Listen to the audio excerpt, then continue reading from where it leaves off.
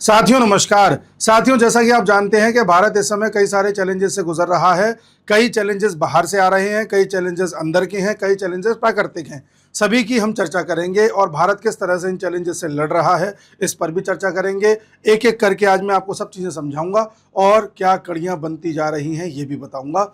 लेकिन उससे पहले एक और बात बता दूं, जिसको भी इंटरनेशनल अफेयर्स के बारे में जानना है, स्टैटिक पोर्शन पढ़ना है, उसके लिए हमने किताब तैयार करी है। वो किताब अब रिलीज़ हो चुकी है। अगर आप उसे खरीदना चाहें तो मैंने लिंक डिस्क्रिप्शन में दे रखा है, कमेंट बॉक्स में पिन किया है, वहाँ जाकर के आप उसे खरीद सकते हैं। अभी फ्लैट 30% डिस्काउंट चल रहा है, तो जो भी अभी लेना चाहें ले सकते हैं, लेकिन अभी सिर्फ इंग्लिश में है। ठीक है, तो आप ये सोचें हिंदी में भी होगी, हिंदी में भी नहीं है। चलिए अब आगे बढ़ता हूँ। देखो, नेपाल की तरफ से सबसे पहले क्या संकट है, पहले मैं सब चीजें बताता हूं। देखो, नेपाल के प्रधानमंत्री ने अभी एक ऐसा बयान दिया जिसके बाद नेपाल में भी हलचल हुई और भारत में भी चर्चा हुई। नेपाल लंबे समय से कई तरह के उथल पुथल से गुजर रहा है। 1988 में 89 में किस तरह से भारत के प्रधानमंत्री राजीव गांधी अपनी वाइफ एंटोनियो माइनो उर्फ सोनिया गांधी को लेकर के नेपाल में पशुपतिनाथ के दर्शन करने गए थे, लेकिन वहां पर एंटोनियो माइनो को घुसने नहीं दिया क्योंकि वो हिंदू नहीं थी और वहां का रिवाज ऐसा है कि जो नॉन हिंदू है उसको नहीं घुसने देंगे। इस बात को लेकर के राजीव गांधी नाराज हो गए, नेपाल के ऊपर कई प्रकार के प्रतिबंध लगा दिए। जो नेपाल हमसे ही एक्सपोर्ट इंपोर्ट करता था उसका एक्सपोर्ट इंपोर्ट लगभग 90% तक प्रभावित हो गया था। तब से ही हम देख रहे हैं कि नेपाल के संबंध भारत से खराब चल रहे हैं। खराब से मेरा मतलब यह है कि वो वाली बात नहीं रही जैसे पहले थी। पहले भाइयों वाली बात थी, उसके बाद से नेपाल बैलेंस बनाने लग गया भारत और चाइना के बीच। वहां के भी प्रोडक्ट खरीद रहा है, हमारे भी खरीद रहा है, दोनों से बैलेंस बना के चल रहा है और ये खामियाजा हमें अभी तक भुगतना पड़ रहा है। फलस्वरूप हमने देखा कि नेपाल के जो भी प्राइम मिनिस्टर हैं बालेन शाह, उन्होंने एक बयान दिया कि नेपाल ने भी भारत की कुछ जमीन हत्या रखी है, भारत ने भी नेपाल की कुछ जमीन हत्या रखी है। इस बयान के बाद नेपाल में बवाल हो गया। वहाँ के जितने भी सांसद हैं सभी ने बालेन शाह से जवाब मांगा कि आप ये किस तरह का बयान दे रहे हैं। अगर आप इस तरह का बयान देंगे कि नेपाल ने भी भारत की जमीन हत्या रखी है तो ये तो भारत को प्रोवोक करने वाली बात है। फिर तो भारत को एक बहाना मिल जाएगा कि भारत नेपाल पर और कार्रवाई कर सके। इस तरह की बातें आप क्यों कर रहे हैं? दरअसल वो कहना कुछ और चाह रहे थे, क्या कुछ और गए।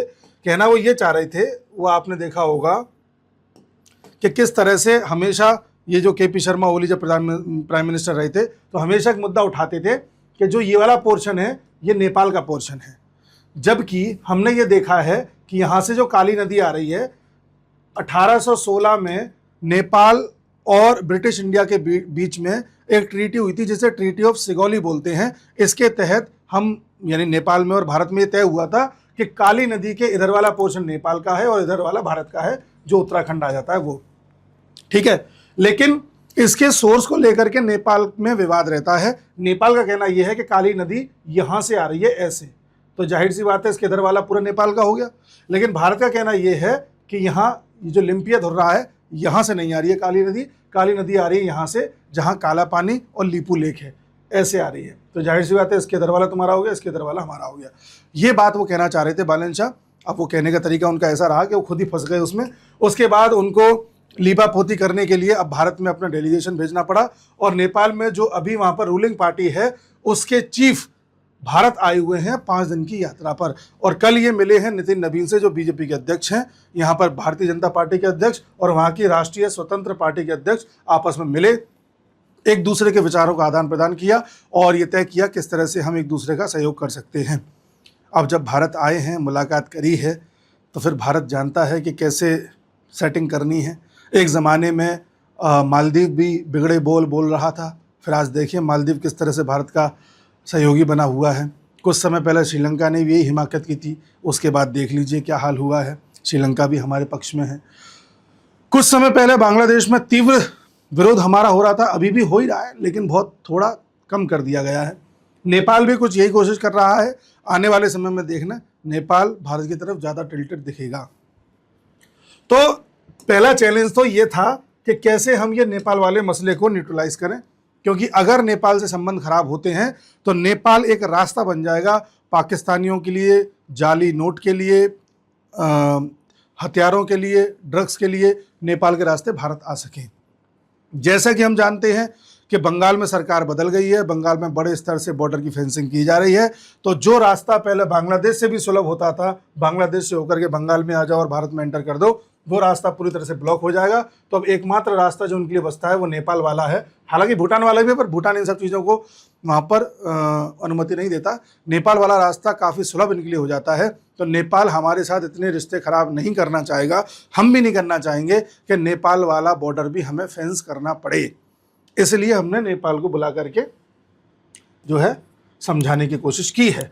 दूसरा चैलेंज जो आप देख रहे हैं बांग्लादेश की तरफ से लगातार बना ही हुआ है। आपको मैंने पिछले वीडियो में बताया था पॉलिटिकल अफेयर्स इनसाइट्स पर कि किस तरह से ममता बनर्जी की सरकार जाने के बाद अचानक बांग्लादेश में एक सुर उठा कि ममता बनर्जी चली गई, बीजेपी आ गई तो हम लोगों के लिए दिक्कत हो जाएगी, जितने भी बांग्लादेशी भारत में रह रहे हैं वो सब वापस भेज दिए जाएंगे, ये गलत हो रहा है। इस तरह के वहाँ के सांसद बोल रहे थे। लेकिन उसके बाद हमने देखा कि किस तरह से जब सरकार बदली तो सरकार ने सबसे पहला कदम उठाया कि बॉर्डर की फेंसिंग करेंगे और जितने भी इलीगल बांग्लादेशी हैं यहाँ से उनको भगाएंगे। और इलीगल बांग्लादेशी धीरे धीरे नॉर्थ 24 परगना में इकट्ठा होने लगे और बांग्लादेश में जाने लगे। साथ में हमने ये भी देखा कि कई टीएमसी कार्यकर्ता नेता ऐसे थे जो नॉर्थ 24 परगना में रहते हैं, उनके घरों से हथियार बरामद हुए और कैश बरामद हुआ, उनके खेतों से कैश बरामद हुआ। बड़े स्तर पर अलग अलग नेता पकड़े गए जो नॉर्थ 24 परगना में रहते हैं। कहीं ना कहीं ये लिंक बताया जा रहा है कि यही थे जो बांग्लादेशियों को आश्रय देते थे और आने जाने का रास्ता सुलभ कराते थे। अब जैसे जैसे ये यहाँ पर चौक पॉइंट बंद होता जा रहा है, जैसे जैसे टीएमसी कमजोर होती जा रही है, अब टीएमसी में दो फाड़ हो सकते हैं किसी भी वक्त। ऐसी स्थिति में बांग्लादेश का रास्ता पूरी तरह से बंद हो गया है। और बांग्लादेश की जो एक पैरेलल इकोनॉमी चलती थी कि यहाँ से पहले यहाँ पर नशीला पदार्थ भेजो, नशीले पदार्थ के लोगों में आदत पड़वाओ, फिर नशीला पदार्थ बेच के जो पैसा आता है उस पैसे से बांग्लादेश में हथियार खरीदो और हथियार खरीदने के बाद अपना प्रोग्राम चलाओ जो ये चलाते हैं। अब वो चल नहीं पा रहा है तो वहाँ पर दोबारा से एक विद्रोह स्टार्ट हुआ है और अब लोग मांग कर रहे हैं वहाँ पर सड़कों पर निकल करके कि शेख हसीना को वापस लाओ। जी हाँ, शेख हसीना को वापस लाओ। कितना बड़ा खेल यहाँ पर हो रहा है, ये अभी न्यूज़ में नहीं आ रहा है, लेकिन आप आने वाले समय में 2-4 दिन में न्यूज़ में देख लेंगे कि शेख हसीना को वापस लाने के लिए प्रोटेस्ट वहाँ पर धीरे धीरे स्टार्ट होते जा रहे हैं, बड़े होते जा रहे हैं। तो इसको भी न्यूट्रलाइज किया गया। बांग्लादेश को न्यूट्रलाइज कैसे किया? हमने बांग्लादेश से कुछ नहीं कहा, हमने बंगाल का इलाज कर लिया, बांग्लादेश में अपने आप असर दिख गया। तो ये दो बड़े चैलेंजेस थे जिनको हम निपट रहे हैं। तीसरा चैलेंज आइए, तीसरा चैलेंज है म्यांमार। मैंने आपको पिछले वीडियोस में कई बार बताया कि म्यांमार के रास्ते किस तरह से नॉर्थ ईस्ट में ड्रग्स आते थे, नॉर्थ ईस्ट में हथियार आते थे और पूरे नॉर्थ ईस्ट को जला करके इन्होंने रख दिया था, लड़वा करके लोगों को रख दिया था। कन्वर्जन तो बड़े स्तर पर हुआ ही है और जो लंबे समय से मणिपुर में आप हिंसा देख रहे हैं वो लोकल हिंसा नहीं है, वो बाहर से करवाई गई है, रास्ता बनाया है म्यांमार को। मैंने एक वीडियो में आपको बताया था कि म्यांमार में किस तरह से ये म्यांमार है पूरा, है ना, ये भारत का नॉर्थ ईस्ट है। म्यांमार में जो ये काचिन प्रोविंस आप देख रहे हो, यहाँ पर एक ऑर्गेनाइजेशन बनी थी, काचिन इंटरनेशनल ऑर्गेनाइजेशन, जो यहाँ पर स्वतंत्र राष्ट्र की मांग कर रही थी। पहले यहाँ का जितना भी मिनरल था, यहाँ पर रेयर अर्थ मिनरल्स पाए जाते हैं, वो 80% 90% मिनरल जितने भी है वो ये चाइना को बेच देता था। लेकिन भारत ने यहाँ पर कुछ अपने इस तरह के ऑपरेशन चलाए कि आज जो चाइना को माल जाता था उसका 90% माल भारत में आकर के बिक रहा है। यानी पूरे काचिन को हमने अपनी तरफ कर लिया। कैसे किया, डिटेल्ड वीडियो में बता चुका हूं पहले, ठीक है। उसके बाद किस तरह से भारत ने रखाइन प्रोविंस में धीरे धीरे यहाँ की अराकान आर्मी को मजबूत किया, उसको किसी तरह से हमने काचिन और इंटरनेशनल ऑर्गेनाइजेशन के एक ग्रुप के साथ मिलवाया, दोनों को सहयोगी बनवाया। सहयोगी बनवा के यहाँ अराकान आर्मी ने कुछ इस प्रकार का पूरा एक अपना जाल बिछा लिया है कि अराकान आर्मी न सिर्फ यहाँ पर रोहिंग्यास को भारत में आने से रोक रही है, बल्कि इस पॉइंट से बांग्लादेश को परेशान करने के लिए भी काम आ सकती है। और साथ में जो अराकान आर्मी ये चाहती थी, जो अराकान पार्टी इन्होंने बना ली थी, जो ये चाहती थी कि म्यांमार में भी इनको रिप्रेजेंटेशन मिले, इनको पॉलिटिकल रिप्रेजेंटेशन म्यांमार में बढ़े, तो उसका भी इनको मिलने लगा है। यानी कि हुआ ये था कि म्यांमार में जो पूरा एक आर्मी का रूल चल रहा था 2021 के बाद से, उस आर्मी के रूल को कमज़ोर करना है तो सबसे पहले आपको म्यांमार के अलग अलग स्टेट्स जहाँ से हमारे भारत को परेशान किया जाता था वहाँ पर आपको एक क्रैकडाउन करना होगा। उस क्रैकडाउन करने में भारत ने कई सारे कदम उठाए, जिसमें मैंने काचिन का एक बता दिया और रखाइन प्रोविंस का बता दिया। अराकान आर्मी वाला जो चाहती थी पॉलिटिकल इसको रिप्रेजेंटेशन मिले, वो पॉलिटिकल रिप्रेजेंटेशन इसको मिल गया है। बदले में ये यहाँ पर अपना ऑपरेशन चला रही है, किसी भी तरह से रोहिंग्यास को रोकी हुई है। चिन प्रोविंस यहाँ पर एक चिन कम्युनिटी है। जो चिन कम्युनिटी वाले जो लोग हैं वो भारत में भी पाए जाते हैं, मिजोरम में पाए जाते हैं, मणिपुर में पाए जाते हैं, बांग्लादेश में पाए जाते हैं। लंबे समय से इंटरनेशनल फोर्सेस कोशिश कर रही थी कि यहाँ पर तोड़ करके एक नया देश बना दिया जाए, जालिंगम, जिसको भारत ने बड़े स्तर पर क्रैकडाउन किया। चिन प्रोविंस के कई अलग अलग जो गुट बने हुए थे जो अपनी आज़ादी की मांग कर रहे थे, उन सबको एक किया और सबको ये आश्वासन दिलाया कि तुम्हें म्यांमार में रिप्रेजेंटेशन दिलवाने की पूरी कोशिश करेंगे, बस तुम इस बात का ध्यान रखना कि तुम्हारे प्रोविंस से भारत में कोई ऊधमबाजी ना हो। ये डील हुई। मिजोरम के सीएम भेजे गए थे, मिजोरम के सीएम के पास भी चीन के कुछ रिप्रेजेंटेटिव आए थे, उन्होंने मिलकर के ये काम किया था। और आपकी जानकारी के लिए बता दूं, मिजोरम में उस वक्त जो गवर्नर थे वो थे जनरल वीके सिंह साहब, जनरल वीके सिंह साहब जो आर्मी के जनरल रहे हैं। मणिपुर में जो गवर्नर रहे थे वो AK भल्ला रहे थे, जो अमित शाह के एक तरीके से होम सेक्रेटरी रहे हैं, राइट हैंड रहे हैं। लंबे समय से पूरा प्रोसेस चला था। और तो देखो, चीन को अपने कब्जे में किया था, रखाइन को किया था, काचिन को किया था, सगाइंग में कई ऐसे ग्रुप्स जाकर के बस जाते थे जो भारत में उधमबाजी करते थे और आशय पाने के लिए यहाँ भाग जाते थे। तो कई खबरें ऐसी आई थी कि यहाँ पर ड्रोन स्ट्राइक्स हुई हैं। इनका कहना था कि भारत ने करी है, भारत ने कहा हमने नहीं करी है। तो ले देखें, म्यांमार में बहुत दिनों से जो उथल पुथल हो रही थी, बाद में म्यांमार ने अभी 2026 में अपने इलेक्शन करवाए थे, 2026 के अप्रैल में। और इलेक्शन इस तरह से हुए थे, इनडायरेक्ट इलेक्शन थे, जहां पर जो आर्मी का रूल चल रहा था, आर्मी ने अपने ही समर्थन वाली एक पार्टी को जितवा करके गद्दी पर बिठा दिया। और उनके जो प्रेसिडेंट थे वो पहली बार विदेशी यात्रा पर निकले और भारत आए। कल भारत में इनकी मुलाकात मोदी जी से हुई और इन्होंने ये बोला कि हम अपनी जमीन को भारत के खिलाफ उपयोग नहीं होने देंगे। तुम्हें ये बोलना पड़ेगा, क्योंकि तुम्हें पता है कि तुमने नहीं बोला तो अभी तो ये 4 हैं, 1 2 3 4, बाद में 4-5 और आ गए तो तुम्हारी जो आर्मी रूल चल रहा है, तुम्हारी सरकार चल रही है, वो भी नहीं चल पाएगी ठीक से। तो तुम ये सोचो कि भारत पहले की तरह बिल्कुल सहता रहेगा, तुम कुछ भी करते रहोगे, वो सब नहीं चलेगा। भारत के प्रधानमंत्री ने बुलाया कि आओ बात करते हैं, बताओ क्या चाहते हो। म्यांमार में शांति चाहते हो, अपना शासन ठीक से चलाना चाहते हो, या हमारे भारत को चलाना चाहते हो, क्या चाहते हो?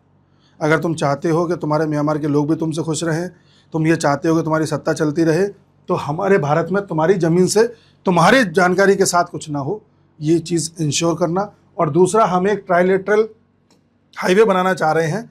ट्राइलेटरल हाईवे का मतलब होता है कि एक हाईवे जो भारत से म्यांमार होते हुए थाईलैंड तक जाएगा। इस हाईवे का काम बहुत दिनों से रुका हुआ है, इसको आगे बढ़ाने का काम करो, ताकि हम चाहते हैं कि हमारे नॉर्थ ईस्ट का जितना भी व्यापार है वो ये साउथ ईस्ट एशियन कंट्रीज़ के साथ जल्द से जल्द बढ़े। क्योंकि दुनिया जिस तरह से बदल रही है, स्ट्रेट ऑफ हॉर्मुज़ के क्राइसिस के बाद जिस तरह का पूरा ग्लोबल ऑर्डर चेंज हो रहा है, उसमें ये ज़रूरी है कि हम इस तरफ से भी एक फ्रंट खोलें व्यापार का। तो तुम ये तय कर लो तुम चाहते क्या हो, ये भारत ने इनसे कहा। और इन्होंने कहा कि ठीक है भाई, हम अपनी ज़मीन इस्तेमाल नहीं होने देंगे। ये साहब एक दिन की चीज़ें नहीं है। म्यांमार की जो खबर मैं आपको बता रहा हूँ, ये कम से कम 4-5 बार पहले ही बता चुका हूँ, 2-3 साल में। लेकिन रिजल्ट अब दिख रहा है आपको, क्योंकि मणिपुर जल रहा है। 2023 से खबरें आ रही हैं, 24 से खबरें आ रही हैं। ठीक है, तमाम तरह के लोग पूछते थे प्रधानमंत्री वहाँ क्यों नहीं जा रहे, क्योंकि प्रधानमंत्री को पता है कि मणिपुर अपनी वजह से नहीं जल रहा, बाहर से जलवाया जा रहा है। इलाज बाहर करो, वो इलाज आपको म्यांमार के रूप में दिखेगा। बांग्लादेश में आवाज़ें उठ रही हैं, नेपाल की जो उनकी पार्टी का चीफ है वो भारत आए हुए हैं। ये सब एक साथ हो रहा है, एक साथ, एट अ टाइम। और सुनिए, आप एक खबर आपको और देते हैं। ये मिजोरम के सीएम का पिछले साल का पिछले साल नहीं, मई का बता रहा हूँ, पिछले महीने का, कि मिजोरम के सीमा जो लालडोमा भारत में आए थे और नितिन गडकरी जी से मिले थे कि कुछ की प्रोजेक्ट हमें आगे बढ़ाने हैं। वही ट्राइलेटरल हाईवे जो भारत, म्यांमार, थाईलैंड तक जाएगा। तो एक तरफ हम कंस्ट्रक्शन को भी आगे बढ़ा रहे हैं और इस तरफ से जो इन्फिल्ट्रेशन होता है उसको भी रोक रहे हैं और बड़े स्तर से क्रैकडाउन भी कर रहे हैं। अगली खबर आपको इस चीज़ को पुष्ट करती दिखाई देगी।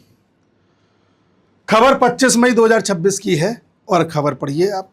Amit Shah to visit border areas over next 3 weeks. Amit Shah अगले 3 हफ्ते तक बॉर्डर एरियाज को विजिट करेंगे। अब देखिए बॉर्डर एरियाज में क्या, देखिए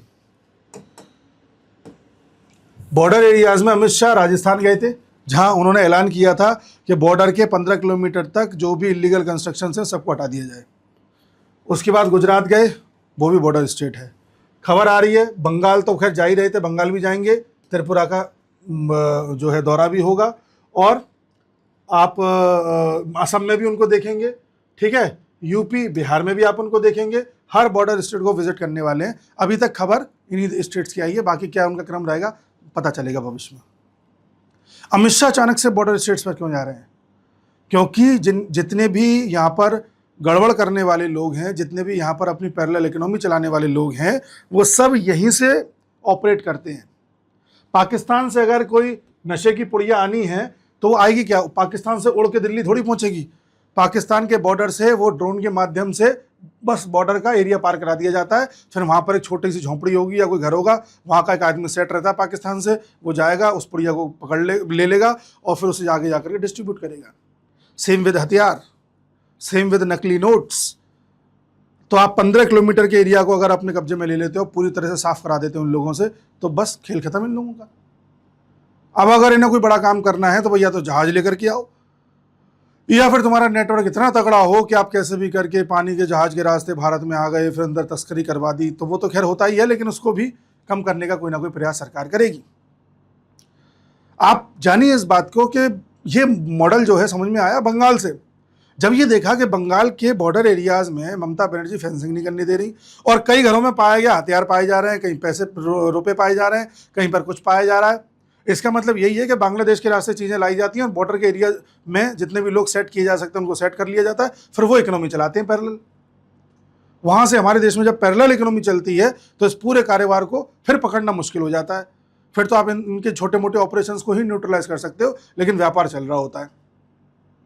तो भारत को नक्सलवाद से मुक्त कराने के बाद अमित शाह जी अब इस प्रोग्राम में लगे हुए हैं कि इनकी इकोनॉमी का जो पूरा नेटवर्क है उसे ध्वस्त किया जाए, जिसमें पहले 15 किलोमीटर के एरिया को साफ करा लिया जाए। अब आपने एक खबर और सुनी होगी कि भारत सरकार नोट बदलने वाली है, अब प्लास्टिक के नोट्स आएंगे। कौन से आएंगे, कैसे आएंगे, तो वक्त बताएगा, बट ऐसी खबर आ रही है। तो नकली नोट का जो उनका पूरा नेटवर्क चलता था उस पर भी क्रैकडाउन चल रहा है। और सुन लीजिए,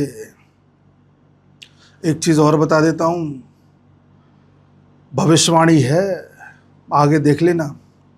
एक खबर, एक चैलेंज और आपने देखा होगा भारत के सामने खड़ा हुआ है, वो है ये आदमी अचानक से एक्टिवेट हो गया और इसकी पार्टी एक्टिवेट हो गई, और ये जो लड़का यूएस में बैठ करके कार्यक्रम चला रहा है, पार्टी बना करके इंस्टाग्राम पे फॉलोअर बढ़ा करके, इसने पूरा एक ऑनलाइन आंदोलन खड़ा कर दिया जिसमें ज़्यादातर फेक लोग हैं, और अब ये कह रहा है 6 जून को भारत आ रहा हूँ, आंदोलन करूँगा नीट के नाम पर।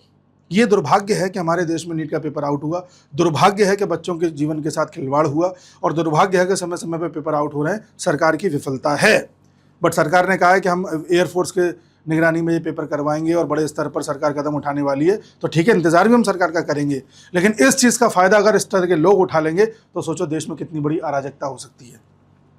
ऐसा क्यों होता है कि खालिस्तान मूवमेंट चलाने वाला पन्नू अमेरिका में बैठ के चलाता है? ऐसा क्यों होता है कि इस तरह का मूवमेंट चलाने वाले लोग पाकिस्तान बोल गया मैं, अमेरिका, यूएसए में बैठ करके चलाता है?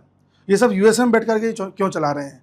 और टाइमिंग यूएसए ने ऐसी कैसी चुनी है कि उसी वक्त हॉर्मुज के जरिए जो पूरा युद्ध चल रहा है उसमें स्ट्रेट ऑफ हॉर्मुज ब्लॉक हुई है, उससे ऑयल के दाम बढ़े हैं दुनिया में, उसी वक्त ऑयल के दाम बढ़वाना, महंगाई की मार पड़वाना, उसी वक्त हम देख रहे हैं कि हमारे अड़ोस पड़ोस के जितने भी स्टेट्स हैं वहाँ पर चीज़ें भड़काना, प्रोटेस्ट तो हो ही गए हैं वहाँ बड़े स्तर पर, जेंजी प्रोटेस्ट हुए हैं। उसी वक्त हम देख रहे हैं कि ये एक जेंजी को भड़काने की योजना और तैयार करी गई है, और उसी वक्त हम देख रहे हैं कि भारत के सामने एक चैलेंज और आ रहा है जो है एल नीनो। यानी एक ऐसे टाइम का इंतजार किया गया जब भारत पर एक साथ 10-12 आफतें टूट सकें, तब तो प्रधानमंत्री मोदी को हटाना आसान होगा। कब तक नहीं हटेगा ये पूरा एक कार्यक्रम है। हालांकि इसने जो वर्चुअल पार्टी बनाई थी उसमें हर दिन 1-2 लाख लोग उससे हट रहे हैं, उसके सब फॉलोअर्स कम हो रहे हैं, लेकिन सवाल ये है कि अचानक से ये क्यों एक्टिवेट हुआ? क्योंकि पंजाब में सरकार है, अगले साल चुनाव है, हारने ये कन्फर्म है, और अगर ये हार गई दूसरी पार्टी आ गई तो वो जो ड्रग्स का कारोबार पंजाब से होता है वो पूरा नेटवर्क खुल जाएगा, और जब खुल जाएगा तो कईयों के नाम पकड़ में आएंगे। और जिस तरह से भारत सरकार क्रैकडाउन कर रही है, अमित शाह जी जिस तरह से बॉर्डर एरियाज़ में क्रैकडाउन करने में लगे हुए हैं, बहुत जल्द इन सब के नाम सामने आएंगे जो ड्रग्स के कारोबार में कहीं ना कहीं पाए गए थे। पंजाब में 2022 में ड्रग्स लेने वाले 15% लोग थे, वो अब बढ़ गए हैं। पंजाब में जो पहले कर्ज था वो बढ़ गया है। पंजाब में आप जान के हैरान होंगे, चेक कर लेना, अभी रिपोर्ट आने वाली है 2-4 दिन में, पंजाब में लगभग सरकार के ऊपर 1000 करोड़ का कर्ज हो गया है, सिर्फ और सिर्फ इसलिए क्योंकि महिलाओं को बस में फ्री जाने की जो है वहाँ पर स्कीम चलाई जा रही है। जिस तरह से इन्होंने पंजाब को डुबोया है, अगर इनकी सरकार चली गई है, इनको ऐसा लगता है कि अगर चली गई तो ये सब चले जाएंगे। तो सरकार बचाने की कैसे भी कवायद की जा रही है, इसलिए इनको आप देख रहे हैं चैलेंज के रूप में। तो कहाँ कहाँ से भारत घिरा हुआ है, चैलेंज कहाँ कहाँ से हैं? देखो, ये तो सुअर है, इसकी तो बिरादरी ही वही है, तो इससे तो छोड़ो, इसको मैं चैलेंज क्या मानूं, ये तो हमेशा एक सिर पे जो है अटका ही रहता है। दूसरा, नेपाल के साथ संबंध ठीक करना चैलेंज, बांग्लादेश की तरफ से जो इन्फिल्ट्रेशन हो रहा है उसे रोकना चैलेंज, इधर म्यांमार को संभालना एक चैलेंज, इधर आप देख रहे हो कि भारत में जो ये आम आदमी पार्टी है और ये जो बाहर से आ रहा है, ठीक है, ये जिस तरह से लोगों को भड़काने का प्रयास कर रहा है, ये एक चैलेंज। फिर सरकार की एक गलती कि नीट का पेपर आउट हो गया। उसके बाद एक और चैलेंज जिसमें हम देख रहे हैं कि एल नीनो हमारे सिर पर सवार खड़ा हुआ है, और एल नीनो के कारण इस बार जून जुलाई के आसपास बरसात पहले की तुलना में सिर्फ 90% तक होगी, जो लास्ट टाइम 1991 में हुई थी। 2023 में भी बरसात 92% हुई थी, जिसमें हमने देखा था कि 1/3 भारत में सूखा पड़ गया था। अगर इस बार भी सूखा पड़ जाता है तो बड़े स्तर पर किसान प्रभावित होंगे, तो एक जत्था और तैयार हो जाएगा आंदोलनकारियों के लिए कि किसानों को भड़काओ, सड़कों पर लाओ। ये है पूरी एक कवायद, और इन सब से निपटना है सिर्फ एक आदमी को, जिस आदमी का नाम है नरेंद्र दामोदर दास मोदी। और आप देखना, ये आदमी निपट जाएगा। निपट जाएगा मतलब हार नहीं जाएगा, निपट जाएगा मतलब इन सब समस्याओं से निपट लेगा। 2020-21 में भी ऐसा हुआ था, एक तरफ कोरोना था, लोगों की जान जा रही थी, लोग घर से नहीं निकल पा रहे थे, लोगों का रोजगार जा रहा था, लोगों को पैसे नहीं मिल रहे थे, ऊपर से हम देख रहे थे मुंबई की तरफ, उड़ीसा की तरफ साइक्लोन आ गया था, ऊपर से चाइना गलवान में घुस गया था, ऊपर से हमारे पास कोई वैक्सीन नहीं थी, ऊपर से पीपीई किट नहीं थी, हमारे हॉस्पिटल्स में इंतजाम नहीं था, एक के बाद एक लोगों की जान जा रही थी। उस वक्त भी इस आदमी ने धैर्य नहीं खोया, हमारे देश को अपने आप अपने दम पर खड़ा करने का प्रयास किया, और पीपीई किट बनाने के मामले में भारत नंबर 1 हो गया दुनिया में। वैक्सीन बनाने में हम शीर्ष देश थे। हमारे देश में जो मृत्यु हुई दुखद थी, लेकिन जो बड़े बड़े देशों में मृत्यु हुई उसकी तुलना अगर की जाए तो हम फिर भी बहुत बेहतर स्थिति में थे। साइक्लोन से हम जितना निपट सकते थे हम निपटे। चाइना उस समय फ़ायदा उठाने का प्रयास कर रहा था, हम आँख से आँख मिला के खड़े रहे। फिर 2024 में चाइना को खुद पीछे हटना पड़ा, ऐसा पहली बार चाइना ने किया था। और उसके बाद भारत को आत्मनिर्भर भारत बनाने की दिशा में इस आदमी ने कदम उठाया और हमारे देश को आगे ले जाने का प्रयास किया। ये जो चैलेंज खड़े हुए हैं, आने वाले समय में मैं खुद कह रहा हूँ, पेट्रोल के दाम और बढ़ सकते हैं, महंगाई बढ़ सकती है, कुछ जो एल नीनो का प्रभाव है वो हम पर पड़ सकता है, गर्मी ऑलरेडी पड़ ही रही है, कुछ भारत में रहने वाले कॉकरोचेस इसका फ़ायदा उठा सकते हैं, ऑनलाइन भड़काया जाएगा लोगों को, किसानों को भड़काने का प्रयास किया जाएगा, कुछ सरकार की भी गलतियां हुई हैं। ये सारी चीज़ें जब एक साथ भारत पर टूट पड़ी हैं, तो ऐसी स्थिति में हम सब देशवासियों को चाहिए कि धैर्य बना के रखें, प्रधानमंत्री पर भरोसा रखें। मैं फिर कह रहा हूँ, प्रधानमंत्री चाहे नरेंद्र मोदी हो या इस समय राहुल गांधी होते, मैं तब भी यही कहता कि इस समय देश के साथ खड़े हों, देश की सरकार के साथ खड़े हों, क्योंकि संकट का समय है। हम सबको धैर्य रखना होगा। 2 साल के अंदर अंदर आप देखना, हम जब निकल के बाहर आएंगे तो पहले से भी बढ़िया स्थिति में होंगे। बस इतना भरोसा रखना। बाकी मिलता हूँ अगले वीडियो में, तब तक के लिए जय हिंद।